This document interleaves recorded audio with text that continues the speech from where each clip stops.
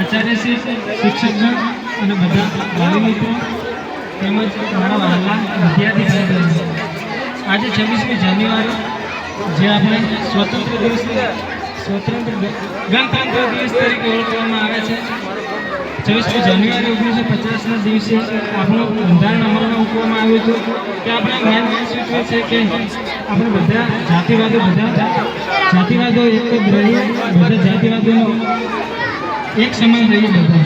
આજે હું તમને એક મોટિવેશન સ્ટોરી કહેવાનું છું. એક જંગલ હતું જેની અંદર એક સિંહ હતો. સિંહને તેની બચ્ચાને જન્મ આપ્યો હતો. તે દિવસે તે સિંહ મરી ગયું હતું. એના પછી તે જે સિંહનું બચ્ચું હતું તે બાજુમાં બધા ઘેટા જતા હતા, તેથી તે ઘેટાની સાથે જવા માંડ્યો. તેનો ઉછેર તે ઘેટાની અંદર થયો. તેને કોઈ ખબર નહીં કે કઈ રીતે શિકાર કરવો, મારું શું વેલ્યુ છે આ જંગલની અંદર કોઈ નહીં. બસ તેનું વર્તન જ તે તેના ઘેટા જેવું હતું.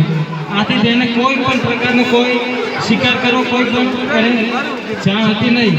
આથી તે એક દિવસ જતો હતો અને તે બીજો મોટો સિંહ આવ્યો. આખું ઝૂંડ જતું હતું. એના કારણે તે મોટો સિંહ જોઈ અને તેને કહે કે આ સિંહ પણ શું કામ આની સાથે ફરતો હશે.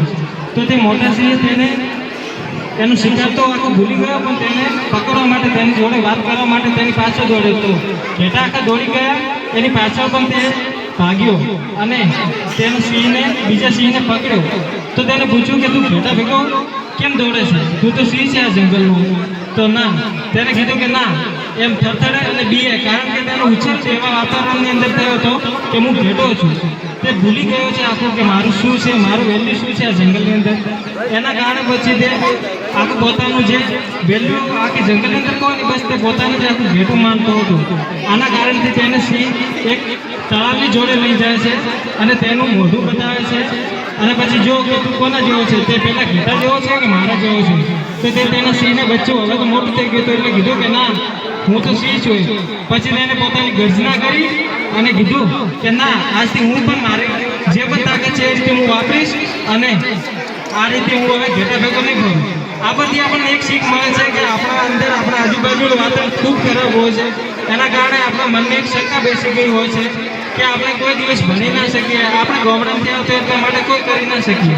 પણ એવું નથી મિત્રો, આપણે ધારીએ તો ગમે તે કરી શકીએ છીએ. મને ખુદને ખબર છે કે આપણે આપણા આજુબાજુના ખુદ કહેતા કે છે ભણ્યા તો કોઈ નથી અને આપણા કોઈનું કોઈ ભણતર વિશે વધારે રહે નહીં. એના કારણે કોઈ જે માણસ ભણતો હોય પણ ભણી કહેતો નથી. આના કારણે જે માણસ જે હોશિયાર વિદ્યાર્થી હોય તેને પણ અંદરની અંદર નેગેટિવ ફીલ થાય છે અને એના કારણે તે આગળ વધી શકતો નથી. પણ આપણે કોઈનું સારું ના કરી શકીએ તો બસ એટલું કહેવાય કે ના, તમે ભણતો, અમે તો કોઈ ભણ્યા નથી.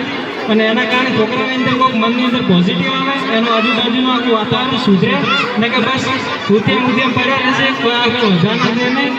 એ જ રીતે બસ શિક્ષણની અંદર આગળ વધો. કોઈને નેગેટિવ આપણાથી કોઈ થાય નહીં તો કોઈ નહીં, પણ બસ એટલું કહેવાનું કે અમે તો ભણ્યા નથી પણ તમે તો ભણો, જેથી બાળકની અંદર મનની અંદરથી આવે છે ના ભાઈ એમ ભણ્યા વગર કોઈ થાય ને એમ.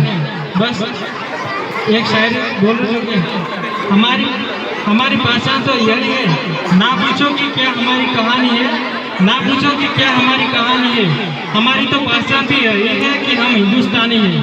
बस जय हिंद, जय भारत.